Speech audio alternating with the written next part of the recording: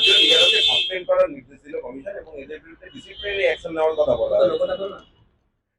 সেটা তো second part, departmental যেটা প্রসিডিওর আছে, কিন্তু প্রথমে তো সাসপেন্ডটা করেছেন এবং এই প্রথম সরাসরি সাসপেন্ড হয়েছে, যেটা ইলেকশন কমিশনের আইনে থাকা সত্ত্বেও ইলেকশন কমিশন এতদিন চিফ সেক্রেটারিকে অ্যাডভাইস করছিলেন।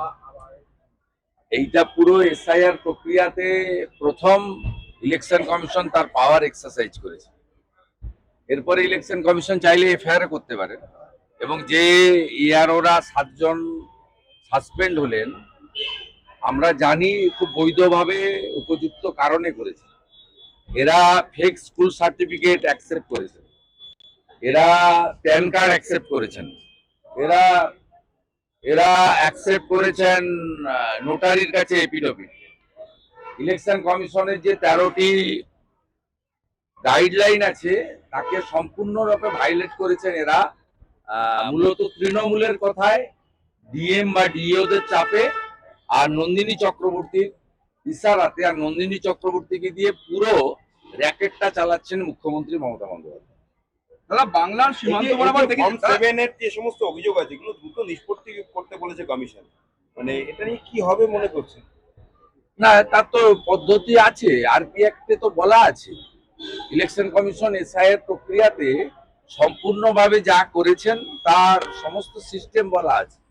এবারে সিস্টেমের বাইরে বিহার যায়নি, আপনি যাবেন কেন?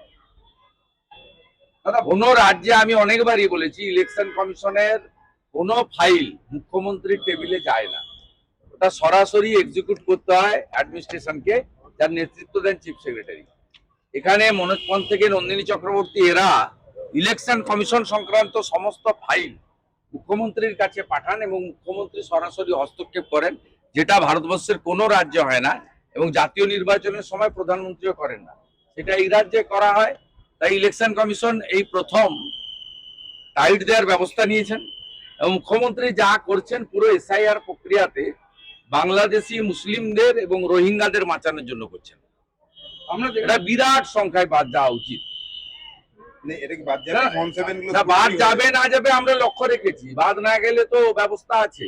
ডিওর কাছে আবেদন হবে, ডিও আবেদন না শুনলে সিওর কাছে হবে, সিও আবেদন না শুনলে কোর্ট তো খোলা আছে। মমতা ব্যানার্জি একা কোর্টে যেতে পারেন, অন্য কেউ যেতে পারেন না।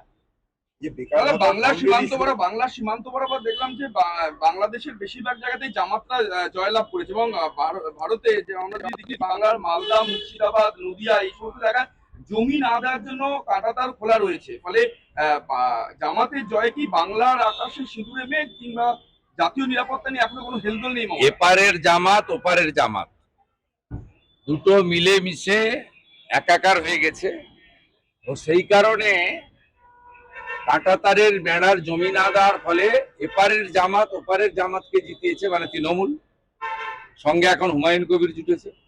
আর ওপারের জামাত যে আগামী এপ্রিলের নির্বাচনে তৃণমূলকে সাহায্য করবে বা হুমায়ুন কবিরকে সাহায্য করবে, এটা ঘোষিত অবস্থান এদের, এবং খুব অ্যালার্মিং ভারতীয়দের ক্ষেত্রে এবং বাঙালি হিন্দুদের ক্ষেত্রে।